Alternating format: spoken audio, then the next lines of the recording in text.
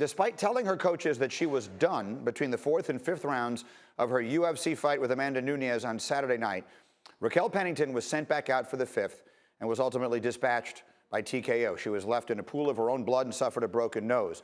We're very pleased that Raquel Pennington can make a few minutes to discuss this with us here live on Get Up this morning, what was ultimately a loss to Amanda Nunes at UFC 224. Raquel, so thank you for doing this. And first and foremost, how are you physically?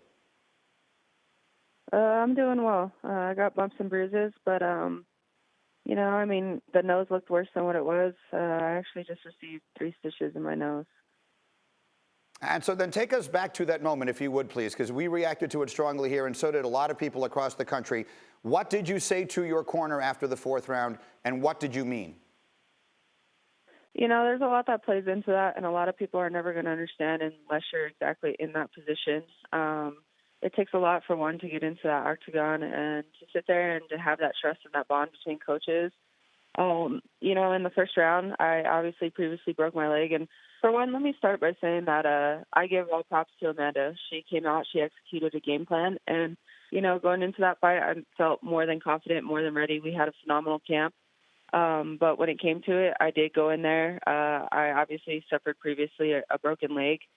And we expected kicks from Amanda, but within that first round, the very first kick that she threw, she actually landed perfect on the spot where I broke my leg, and it slipped my legs out from underneath me.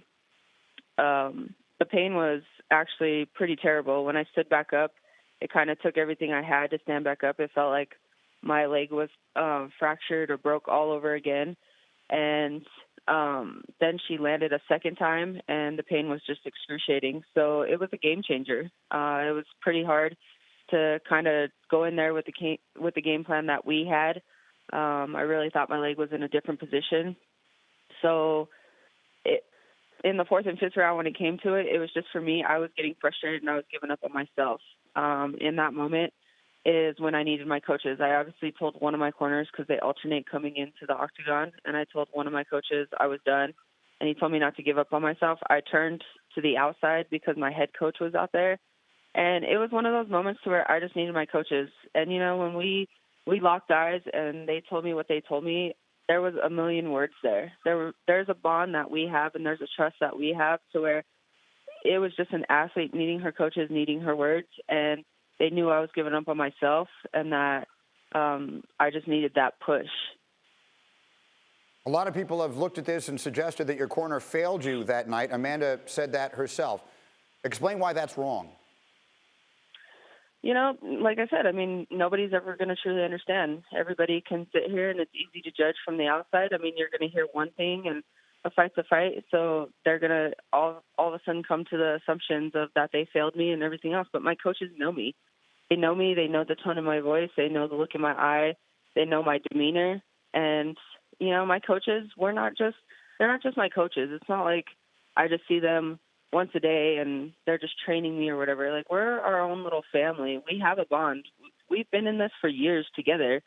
And, like I said, they know me. And so the fact that when it comes to it, they know the type of athlete I am, and they know how I can be as far as whatever it may come to. So, like I said, in that moment, that 0.10 second that we had to share between each other, there was 1,000 words by looking in each other's eyes. But Raquel, here's the part that I'm having trouble understanding. You tell them you're done. They tell you, they make you believe that you should go back out there, and I understand that you are not blaming them for that. But then we all saw what happened when you went back out there. So I guess the question that many of us come away with is, if the fighter says she's done, shouldn't that trump everything? Quitting on yourself is a lot worse. If my coaches would have let me quit, I would have been more upset. I would have been more devastated. Because at the end of the day, the ball was in my court as it was. I could have waved off the fight. I could have easily tapped out or whatever it was. There was a moment of frustration there, because every time I came back from the very first round, every time I would sit down on that bench and try to stand back up, it took everything that I had, given the fact of how excruciating my leg felt. And so I had some frustration going on, and I was just giving up on myself, and they told me exactly what I needed, and they told me that little bit of push because they know the type of athlete I am. I went out there and, I mean, I couldn't do anything. I couldn't execute a game plan. We were on the when we went to the ground. I had my hooks in, but it felt like my kneecap was going to shoot off. I'm telling you, the leg kick was just a complete game changer for everything, and it kind of took a big toll on the whole thing.